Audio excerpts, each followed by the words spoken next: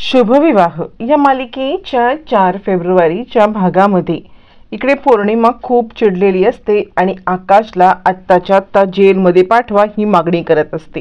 त्यावरती भूमी तिला स्पष्टपणे सांगते, हे बघ आकाश निर्दोष आहे आणि या सगळ्यावरती तुझ्या सासूने शिक्कामोर्तब केले। स्वतः तिने पोलीस स्टेशनला येऊन आकाश निर्दोष आहे असं स्टेटमेंट दिलेलं आहे आणि त्याच्यावरती सही सुद्धा केलेली आहे। त्यांनी स्टेटमेंट दिल्यामुळेच आता पोलिसांनी आकाशला सोडलेलं आहे। पौर्णिमा, तू या सगळ्यामध्ये उगाचच आता वाद घालत बसू नको। आता रागिणीने हे स्टेटमेंट दिले याच्यावरती पौर्णिमाचा बिलकुल विश्वास बसत नाही। पौर्णिमा म्हणते, खोटं बोलतेस तू।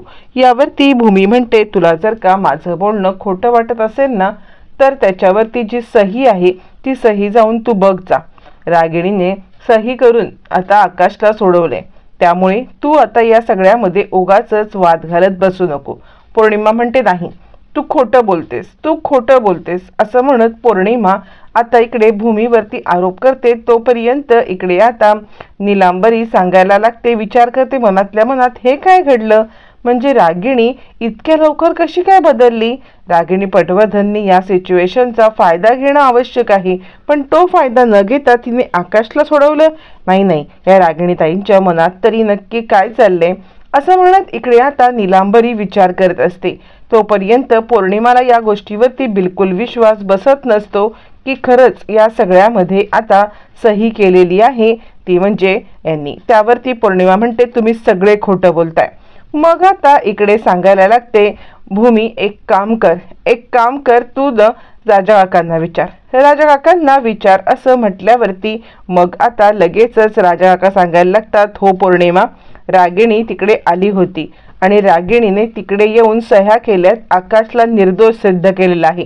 त्यामुळे तू आता या सगळ्यामध्ये फाटे फोडू नकोस आणि आकाश निर्दोष सिद्ध झालेला आहे। नीलांबरीला दुसरा धक्का बसतो आणि नीलांबरी विचार करायला लागते, नाही, या रागिणीताईंचं डोकं फिरलंय का? काय नक्की यांच्या मनात चालू आहे? आत्ताच्या घडीला पौर्णिमाची साथ द्यायची ते सोडून या इकडे भूमी आणि आकाशच्या बाजूने झाल्यात। हीच तर योग्य वेळ आहे यांना धडा शिकवायची, यांच्याकडून हवे ते उकळायची, पण झालं या अशा माघार घेतील असं वाटलं नव्हतं असं म्हणत इकडे आता नीलांबरी खूपच अस्वस्थ होते। राजा काका म्हणतात, हे बघ पौर्णिमा, खरंच रागिणीने हिला माफ केलेलं आहे आणि तिला सुद्धा माहिती आहे की हा एक अपघात होता, आकाशची ह्याच्यात चुकी नाही आणि म्हणूनच तिने हे स्टेटमेंट दिले। आता हा विषय इथेच बंद करूया, उगाचच हा विषय वाढवून तू आता घरामध्ये क्लेश निर्माण करू नको असं म्हणत राजा काका इकडे आता पौर्णिमाला जरा दमच देतात। तोपर्यंत मात्र आता नीलांबरीची चिडचिड चालू असते। पौर्णिमा म्हणते, ठीक आहे, त्यांनी केलं असेल माफ, तो त्यांचा कॉल आहे, पण मी या आकाशला कधीच माफ करणार नाही। माझ्या बाबतीत जे काही चुकीचं घडलंय ना त्याला मी वाचा फोडणार। यावरती भूमी म्हणते, काय बोलतेस तू जे काही बोलतेस ना ते पूर्णपणे चुकीचं आहे।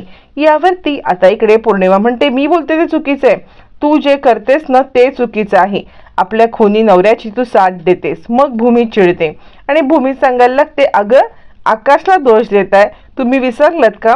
आयुष्यभर आकाशला मारण्याचा, त्याची प्रॉपर्टी हडप करण्याचा, त्याला त्रास देण्याचा तुम्ही जो काही डाव रचलात ना त्या डावात बिचारा किती होरपळून निघाला आणि आत्ता तुझा हे सगळं घडल्यावरती त्याच्यावरती अजूनही आरोप करतेस। अगं त्याला या सगळ्यातून तुम्ही नीट जगू पण दिलं नाहीस, विसरलीस पौर्णिमा? जे काही तुम्ही आकाश सोबत केलं ते इतकं भयानक होतं आणि त्याच्यातून आकाश जेमतेम बाहेर पडलाय, तर तुम्हाला या सगळ्यामध्ये पण आकाशला त्रासच द्यायचा आहे। यावरती पौर्णिमा म्हणते, हे सगळं घडलं म्हणून त्यांनी माझ्या नवऱ्याला वरतून ढकलून द्यायचं का? हे कारण केलं त्यांनी? यावरती भूमी म्हणते, त्यांनी अभिजितला ढकललेलं नाहीये, अभिजित त्याला मारण्यासाठी आला होता आणि या सगळ्या ह्याच्यामध्ये अभिजित असं म्हणत भूमी आता गप्पच बसते। इकडे पौर्णिमा रडायला लागते आणि आता ती रागाच्या भरामध्ये काहीही बडबडत असते, तोंडाला येईल ते बोलताना पौर्णिमा अजिबात कोणाचं काही ऐकत नसते। सगळेच जण स्तब्ध असतात आणि त्यावेळेला पौर्णिमा आपलं डोकं धरून रडायला लागते, मला काही कळत नाही काय चाललंय। यावरती भूमी म्हणते, हे बघ पौर्णिमा, तुझं दुःख मला समजू शकतं, हे बघ काय नवऱ्याला गमावण्याचं दुःख आहे ते मी समजू शकते, तू नको त्रास करून घेऊस. हे बघ पौर्णिमा, शांत हो. जे संकट मोठं आपल्यावरती ओढवलं आहे त्याला आपण एकीने साथ देऊया, एकीने हे संकट दूर करूया.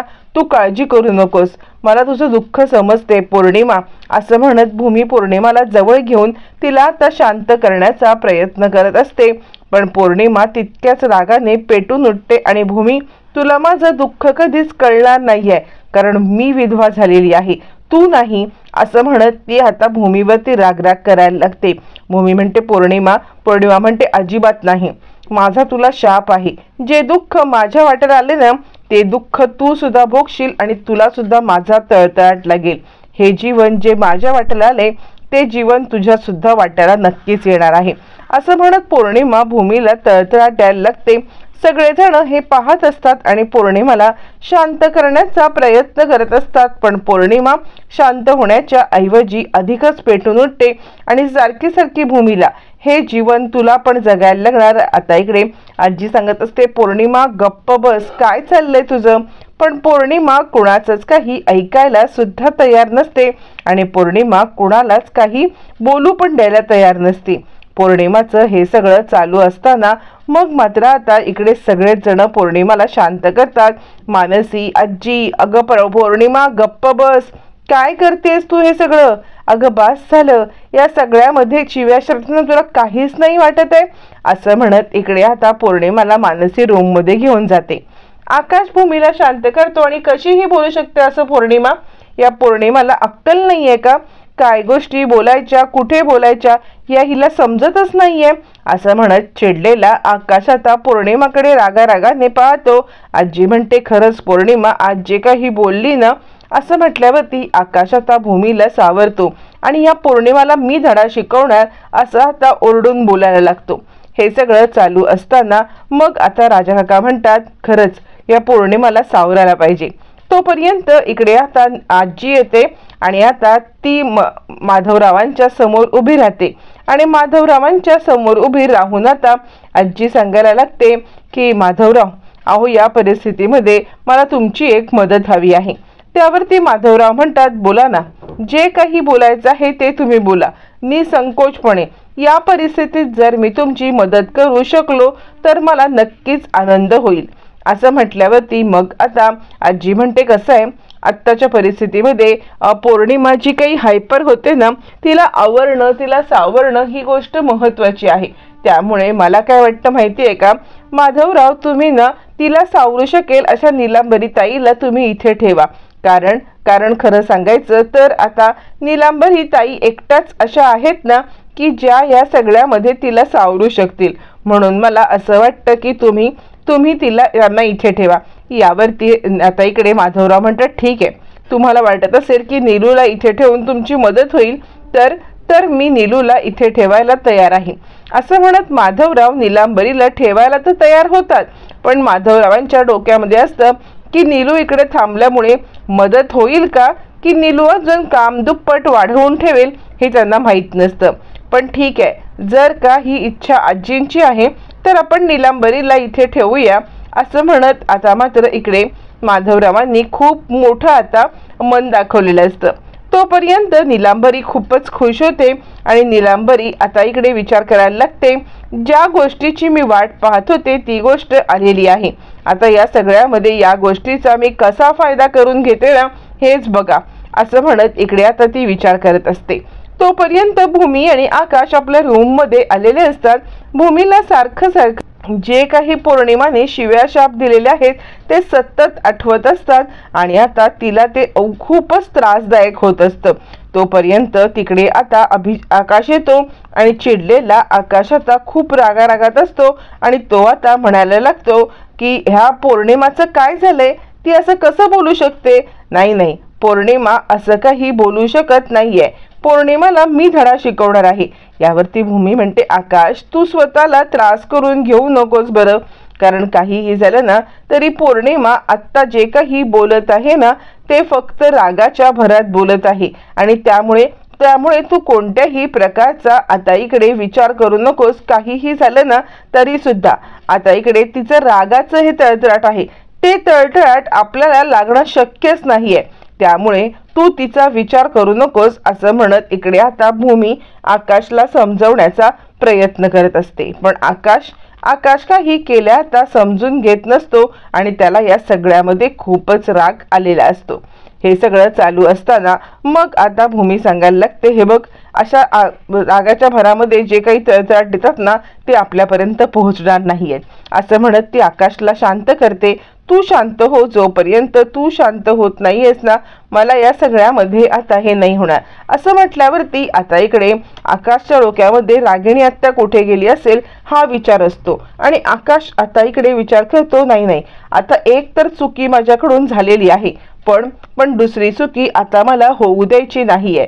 काहीही झालं ना तरी सुद्धा मला या सगळ्यामध्ये आता पुढच्या गोष्टी सावरायला पाहिजेत. रागिणी आत्या कुठे गेली असेल या गोष्टीचा मला शोध घ्यायला पाहिजे, कारण एक गिल्ट माझ्या मनात आहे, दुसरी मी होऊ देणार नाही असं म्हणत आकाश आता उठतो आणि लगेचच रागिणी कुठे आहे हा फोन लावायला लागतो. इकडे तोपर्यंत भूमीच्या पोटामध्ये दुखत असतं आणि भूमीला या सगळ्यामध्ये आता कशा पद्धतीने ही सिच्युएशन हँडल करायची, कारण आकाशला जर कळलं की आपलं पोट दुखतंय तर खूप मोठा प्रॉब्लेम होऊ शकतो हे तिला माहिती असतं आणि त्यामुळे ती आता आपली पोटदुखी लपवते.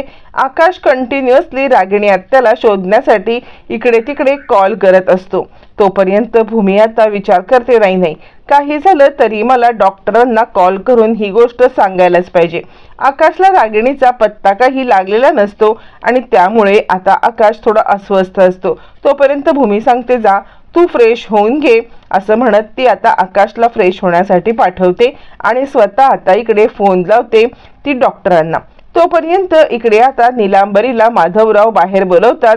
माधवरावांना नीलांबरी बोलायला लागते, हे काय बरं दिसतं का, काय तुमचं चाललंय, म्हणजे ह्या अशा सुतकाच्या वातावरणामध्ये नवरा बायकोनी एकत्र येऊन गप्पा मारणं हे कितपत योग्य आहे, तुमचं आपलं काहीतरीच, तुम्ही हे काय करताय, तुम्ही कशा पद्धतीने मला बाहेर बोललत. माधवराव म्हणतात, तोंडाला लगाम लाव, मला सुद्धा ही गोष्ट नक्कीच कळते की या ज्या काही गोष्टी आहेत ना हे असं करायला नको आहे, पण मला सुद्धा या गोष्टींचा आता माहिती आहे, तुझ्याशी मला बोलायचं आहे असं म्हटल्यावरती मग मात्र आता इकडे माधवराव म्हणायला लागतात, काय बोलायचंय मला ते ऐकून घे.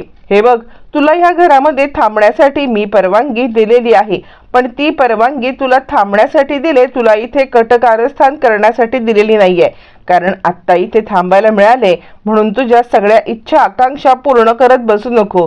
सिच्युएशन काय आहे ते बघ, नाहीतर घराघरामध्ये भांडणं लावण्याचं तू काम करशील आणि ते माझ्या भूमीला त्रासदायक आहे. त्यामुळे एक गोष्ट लक्षात ठेव, काहीही झालं तरी सुद्धा भूमीला त्रास होईल, या घरच्यांना त्रास होईल असं काही करू नको. तुला फक्त आणि फक्त इकडे पौर्णिमाची काळजी घ्यायला थांबवलंय तेवढंच काम कर. यावरती नीलांबरी म्हणते, काय बोलताय तुम्ही, मेलेल्या टाळूच्या मळ्यावरचं लोणी खाणारी मी तुम्हाला वाटले का, की आत्ता इकडे आहे म्हणून परिस्थितीचा गैरफायदा घेईल.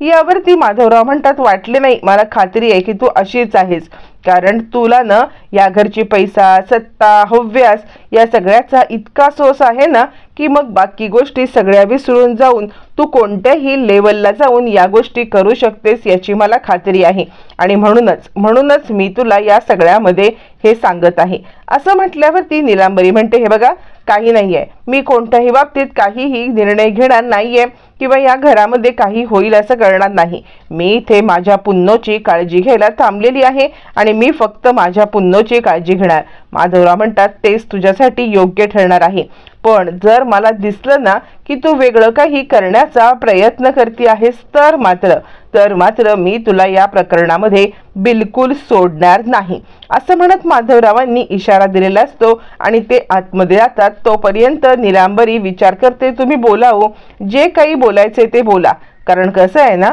मला जी काही करायचं आहे ना ती संधी मी माझ्या हातून सोडणार नाही आहे. या संधीचं मी सोनं घेणार आहे, सोनंच करणार आहे, कारण अशी संधी पुन्हा मिळणार नाही असं म्हणत नीलांबरीच्या डोक्यामध्ये काहीतरी घाणेरडा प्लॅन असतो हे 100%, पण ती आता हा प्लॅन वर्कआउट करण्यासाठी आता मात्र आपला डोकं चालवणार असते. इकडे भूमीच्या पोटात दुखत असल्यामुळे मग आता भूमी फोन लावते डॉक्टरांना आणि आता ती डॉक्टरांना सांगायला लागते, डॉक्टर, माझ्या छातीच्या आणि पोटाच्या मधल्या भागामध्ये असं प्रेशर आल्यासारखं वाटते मला या सगळ्यामध्ये हे प्रेशर सहन नाही होत आहे आणि मला दुखते। यावरती डॉक्टर सांगायला लागतात, तुम्ही कसलं टेन्शन घेतलेत का? यावरती आता इकडे भूमी सांगायला लागते, हो घरामध्ये अभिजित जाण्याचं जरा टेन्शनच आहे ना, सगळेच जण खूप या सगळ्यामध्ये आता हायपर झालेले आहेत।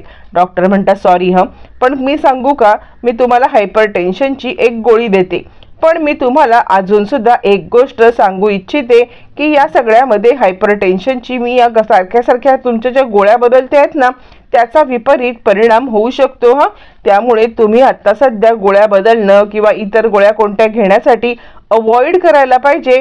पण तुमच्या तर गोळ्या वाढतच चाललेल्या आहेत। यावरती भूमी म्हणते, याच्यामुळे बाळाला काही त्रास होऊ शकतो का?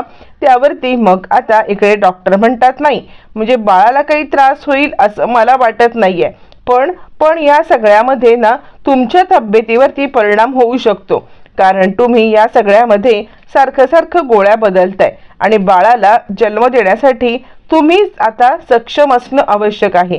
जर तुम्ही बाळाला जन्म देण्यासाठी सक्षम नसाल तर बाळाचा जन्म होताना त्याला पण त्रास होऊ शकतो आणि तुम्हाला सुद्धा। म्हणून मला काय वाटतं की तुम्ही या सगळ्यामध्ये ना स्वतःला कोणत्याही प्रकारे त्रास करून घेऊ नका, किंवा जे काही शक्य आहे तेवढंच आता स्वतःला फ्रेश ठेवा। मी तुम्हाला हायपर टेन्शनची गोळी देते, पण पुन्हा मला आता ह्या गोळ्या बदलायला तुम्ही लावू नका, असं म्हणत आता इकडे डॉक्टर तिला समजावून सांगत असतात।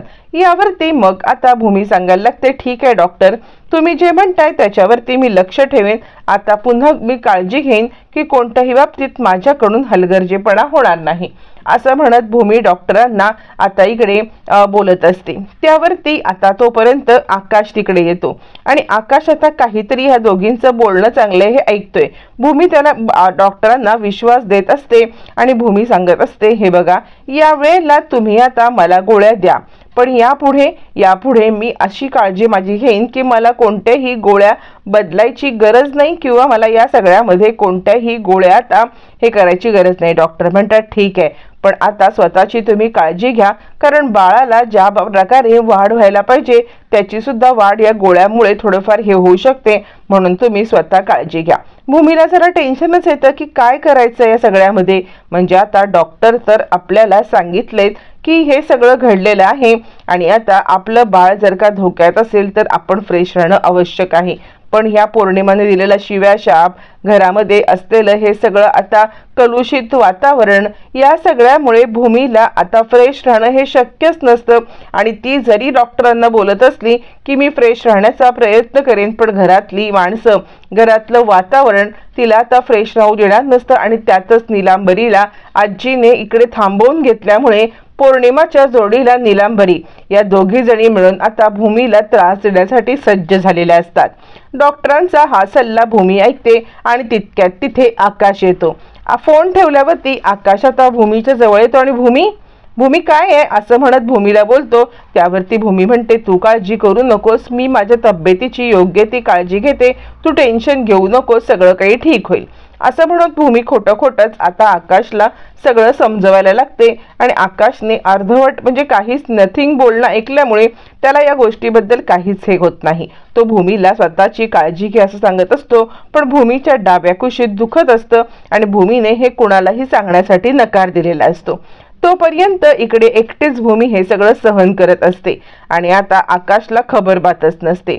इकडे आता पौर्णिमाने सगळ्यांच्या समोर सांगितलेलं असतं की काहीही झालं ना तरी सुद्धा आकाश जोपर्यंत जेलमध्ये जात नाहीये तोपर्यंत मला चैन पडणार नाही, जोपर्यंत या माणसाला जेलमध्ये पाठवून त्याला त्याच्या पापाची शिक्षा मी देत नाहीये ना तोपर्यंत मी या सगळ्यामध्ये कोणत्याही प्रकारे गप्प बसणार नाही।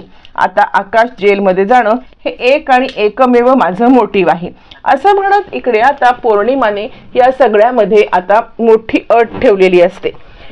पण आकाश समोर एक वेगळंच दिव्य असतं। आकाश आता भूमीला सांगत असतो, काहीही झालं ना तरी सुद्धा रागिणी आत्याला शोधून काढणं हे माझ्यासाठी खूप मोठं काम आहे, कारण या सगळ्यामध्ये अभिजित तर गेलेला आहे। आत्ता जर का रागिणी आत्याला काही झालं तर मी स्वतःला माफ करू शकणार नाही।